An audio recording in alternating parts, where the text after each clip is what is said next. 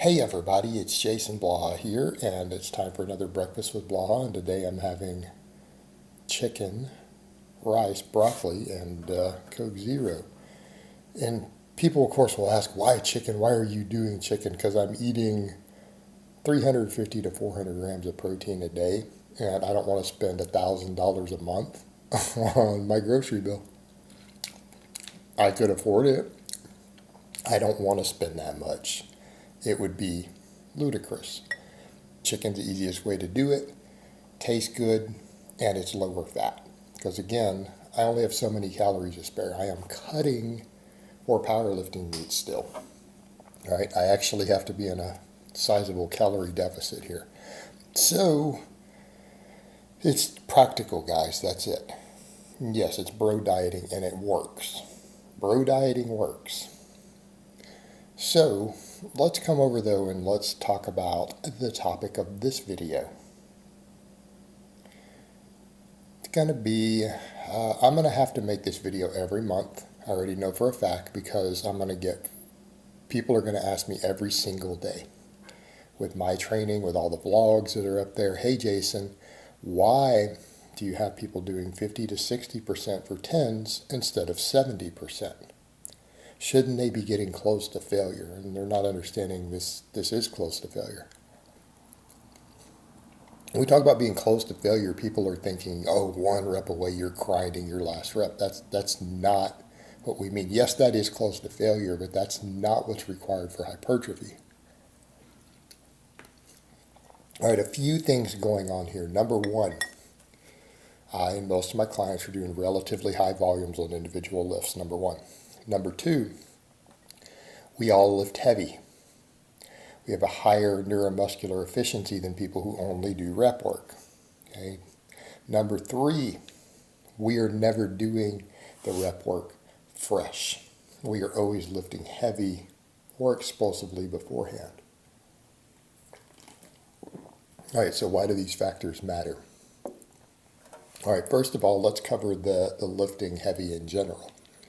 When you're dealing with percentages of your 1 rep max, you get people who are like, well, why does this one guy get 13 reps and this other get 9 reps at the same percentage of their 1 rep max usually? Well, because one of them practices maxes more. One of them has a higher neuromuscular efficiency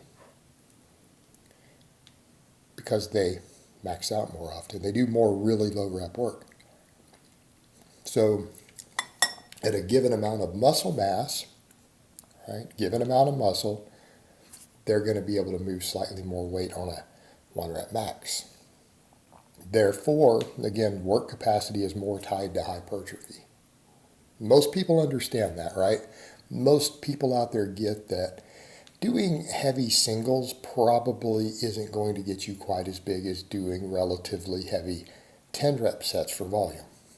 I don't think that's a controversial statement. I don't think anyone who seriously follows lifting or the science or anything else is going to disagree. In other words, people who do a bunch of 1s tend to be slightly less jacked than people who do a bunch of 9s and 10s. All right, it's more tied to hypertrophy. So at a given person, at a given muscle mass, their 10 rep sets or capacity is probably going to be at a certain point. If they actually practice doing heavy singles, their 1 rep max is going to be a little higher relative to that. So what's that going to do to the percentages? Okay, 70% of that person's 1 rep max is going to be more weight than 70% of the max of someone who only maybe tests their max every 10 or 12 weeks, right? And they don't do any other heavy singles outside of that. So we're working at a different percentage already. All of my lifters do heavy work. They're either running some 5-3-1 stuff, they're running conjugate, they're either hitting maxes every week or they're hitting a training max every 3rd week with heavy 3s and 5s and stuff in between. This is the normal for my lifters. Okay. They all have a higher neuromuscular efficiency. They have higher neural factors in general. All right, that matters here for context. Number two, we do heavy work first. We're fatigued. It's one thing to come in fresh and say, hey, I'm going to do 3 sets of 10.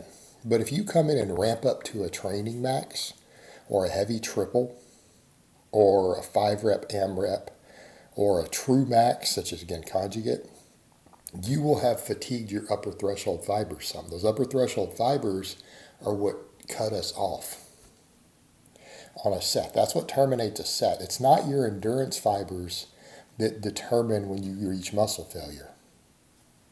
It's the highest threshold fibers that determine that. When they get too fatigued to keep contracting, that's it. The set's done. Those are already pre-activated and pre-fatigued from the heavy work. Therefore,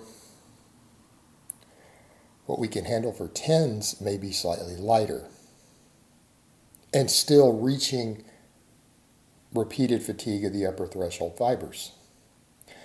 Okay, this is a factor. Number 2, with that same point, because we have already hit the upper threshold fibers, we're getting higher quality work in terms of re-stimulating them on the subsequent sets. In other words, doing it this way, we're getting higher quality even with a slightly lighter weight than had we done it fresh. We're not coming in and doing, hey, I'm going to do 3 sets of 10 at 70%. We're doing 5 sets of 10 after heavy work at 60%. For my clients who are not in good shape, we do 50% because they don't have the work capacity to handle 5 by 10 at 60. We have to build that. Or particularly lifters who got real strong and they haven't done a lot of training volume. So now they have a really high set of neural factors. They can move a big weight, but they're out of shape. They've got to go down to 50%. We might have to work up to 60. All right, these are all big factors. Also, we're doing multiple sets. We're doing usually 5 sets of 10, not 3 sets. This is more total volume. Now people say, well, but if the early sets are less quality volume, they are, but we're still getting more total quality volume over the course of the workout. In other words, the 5 by 10 still gives us a larger hypertrophic response with a slightly lighter weight. We're getting more total volume in, we're getting a lot of quality reps, and we're creating metabolic fatigue. Okay, this is what we need for hypertrophy, keeping in mind we are always doing this on the back end of heavier work first. Okay, so we're training multiple systems concurrently and sequentially inside of a given workout. So when people are seeing those percentages, those are not in a vacuum. This is secondary work to create fatigue, quality volume inside of an existing workout in which we have already done the primary heavy work beforehand. Okay, this is the secondary part of the workout used to create metabolic fatigue, but we want good quality reps and good form on all of it. So this is why the percentages are a little lower than what some people would expect. All right, guys, but that's really all I have to say on that today. I hope it's been informative, and I will talk to you guys next time.